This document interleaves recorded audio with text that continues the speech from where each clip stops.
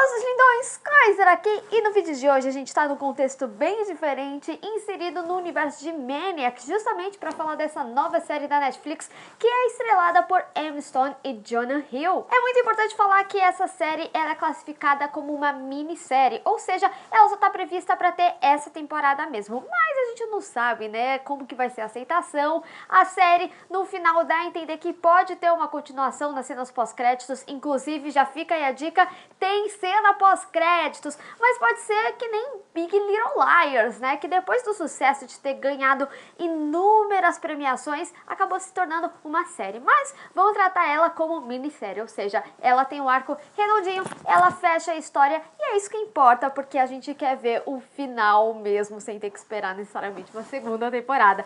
Então, pra você não perder nenhum detalhe sobre essa série, porque a gente vai falar muito dela aqui, eu ainda vou falar da cena pós-créditos e do final explicado. Vocês sabem que eu adoro trazer esse conteúdo no canal, e também iremos falar do universo trabalhado, que pouca gente falou. Então, pra não perder nenhum conteúdo, se inscreve no canal e clica no sininho pra receber notificação de quando tiver um vídeo novo. Esse vídeo não tem spoilers porque ele é uma crítica, mas os próximos vídeos sobre o universo trabalhado em Maniac e também da cena pós-créditos e do final vão ter spoilers, tá? Maniac conta a história de Owen, que é um jovem rico que tenta viver fora da asa dos seus pais e tem esquizofrenia. E depois dele perder seu emprego e justamente na mesma época que ele estava comprando seu próprio apartamento, ele decide que ele tem que fazer alguma coisa para ter de onde tirar dinheiro. E é por isso que ele aceita fazer o experimento lá no laboratório Nerberdini. E em paralelo, a gente acompanha a história de Annie, que possui diversos problemas na sua família e passa a utilizar uma das drogas do laboratório depois da morte da sua irmã mais nova. E depois dela não conseguir mais essa pílula, digamos assim, clandestinamente,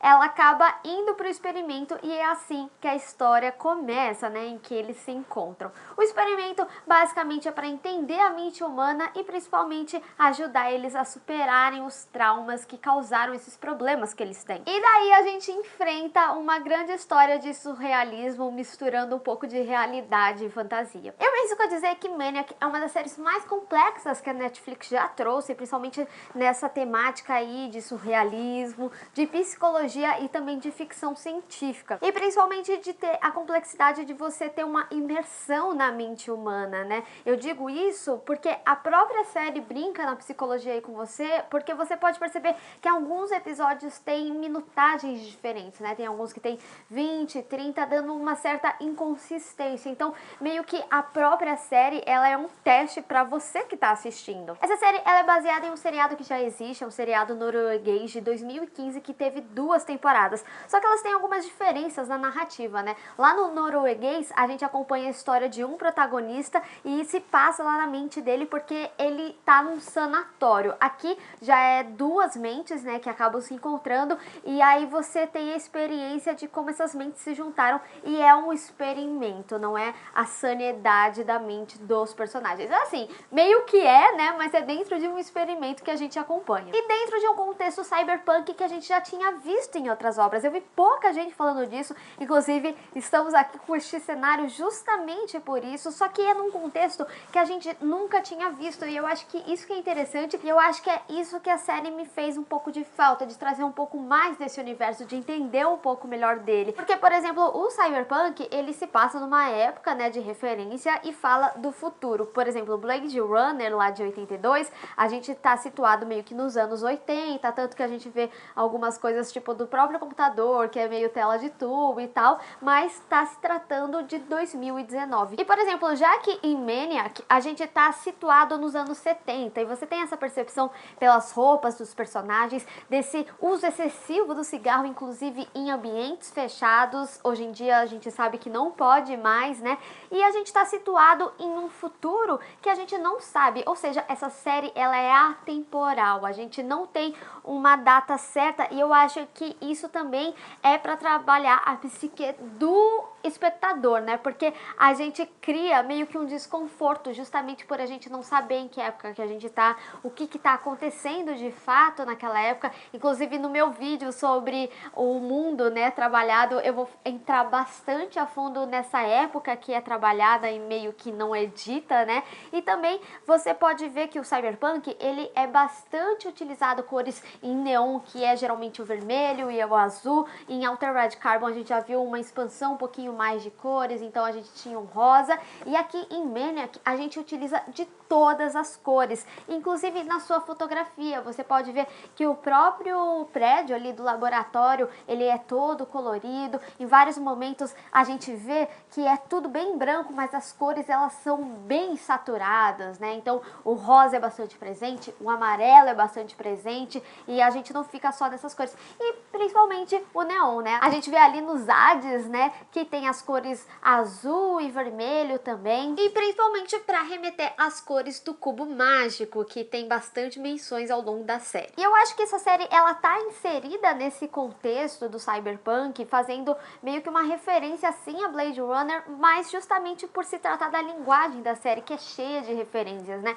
Ao longo daí dos episódios você pode perceber que tem várias questões que são bem similares à origem. Também Brilho Eterno de uma Mente Sem Lembranças, em que não necessariamente você quer apagar a sua memória, mas você quer se curar daquela dor que é causada, e tudo em cima de um experimento ali da mente. Então é muito fácil você ver essas obras, mas também teve um episódio que eu me deparei assistindo praticamente um episódio dirigido pelo Tarantino. E também Kubrick, sim, e é aí que essa série é um grande divisor de águas, principalmente porque a gente sabe que o Kubrick não é muito bem aceito, né, justamente por trabalhar nesse surrealismo, num tom em que o cara tá lá jogando xadrez com uma pelúcia roxa e tudo bem, ninguém acha isso estranho. Então a gente pode ter algumas referências aí de 2001, Odisseia no Espaço. Eu sei que ninguém nunca assistiu esse filme inteiro, mas é sim uma referência dessa relação aí com o homem e com as máquinas. Toda essa linguagem, ela é trabalhada pelo diretor Cary Fukunaga, que dirigiu e escreveu os episódios.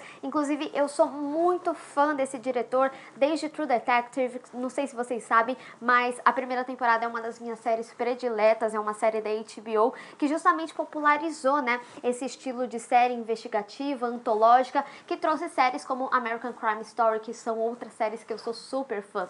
E se você reparar lá em True Detective, quem viu a primeira temporada, ele é bem caracterizado por planos sequências. E aqui em Maniac a gente vê justamente isso. Lá em True Detective tem uma cena incrível que é com Matthew McConaughey e tem um plano sequência que dura 7 minutos, que é justamente ele no meio de um tiroteio, que ele tá infiltrado ali em uma gangue, e aí toda essa cena ela é sequencial. E aqui a gente vê isso novamente, né? Tem uma cena específica em que tem vários tiroteios, que é praticamente uma dança, em que a Emma Stone tá toda fodona lá. É muito caracterizada pela linguagem do diretor e eu gostei muito de ter visto isso aqui na série também. E falando na Emma Stone, é muito legal a gente ver ela e o Jonah Hill trabalhando juntos de novo depois de 11 anos de Superbad. E apesar de a gente ver os atores num contexto muito mais dramático e não cômico, principalmente o Jonah Hill, a gente consegue ver que ele traz um peso bem dramático para cenas que precisa. Eu acho que ele tá muito bem caracterizado. E a Emma Stone,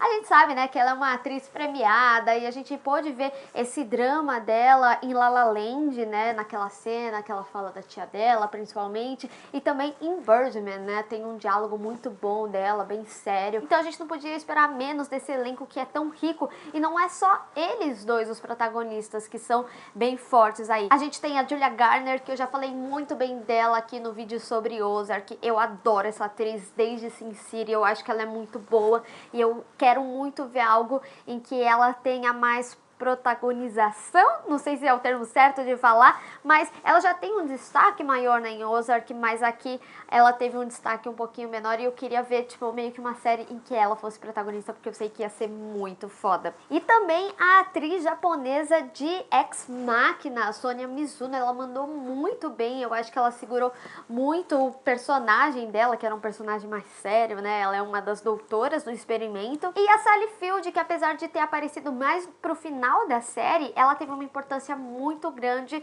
pelo contexto que pode até dar essa continuação que eu falei aí no início do vídeo. Eu acho que Maniac é uma série para quem já tem apreço pelo universo cinematográfico, seja na sua construção de linguagem, de história, até mesmo na escalação de atores. São atores de muito peso, mas essa falta de compreensão pode causar um desconforto no público geral, porque ela de fato não é uma série adolescente que nem a Netflix vinha trabalhando. Ela é uma série que você não consegue necessariamente maratonar, é aquele tipo de série que você assiste episódios, você tem que pensar na sua vida logo em seguida. Então ela é para um público mais maduro, que nem eu fiz uma comparação a Kubrick. Sim, eu acho que ela tem esse peso aí de amadurecimento e de você entender daquele nível que eu tinha até falado sobre o vídeo de Mãe, né, que as pessoas começaram a rir porque elas não estavam necessariamente entendendo, aquele riso nervoso. Então eu acho que ela meio que cabe nisso aí também, justamente porque ela trabalha com bastante cenas desconexas e também com bastante surrealismo. E eu acho que cada vez mais a gente vai ver séries como Maniac na Netflix, principalmente porque a gente tem visto um amadurecimento da streaming, principalmente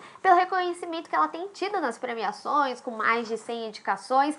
Então a gente também tem tido uma concorrência um pouco maior, a HBO traz séries muito boas, a própria Hulu cresceu muito com The Handmaid's Tale, a própria Amazon já está encomendando, por exemplo, a série do Senhor dos Anéis, e a Netflix vai trazer a série do The Witcher. Então cada vez mais a gente vai ver produções caras como essa e dentro de um contexto complexo. E diferente de Altered Carbon, eu gostei muito do contexto que a gente foi inserido aqui. Eu queria realmente ver um pouco mais desse universo. Mas deixa aí nos comentários, você acha que a série pode ter uma continuação depois da cena pós-créditos? Aliás, você viu as cenas pós-créditos? Vamos discutir. Bem, pessoal, espero que vocês tenham gostado desse vídeo. Não esqueça de deixar o seu gostei e compartilhar nas redes sociais, inclusive me segue lá, se inscreve no canal e clica no sininho para receber notificação para quando tiver um vídeo novo. Sobre Maniac, a gente vai ter mais 2 vídeos essa semana, por isso clica no sininho mesmo. Te vejo no próximo. Tchau!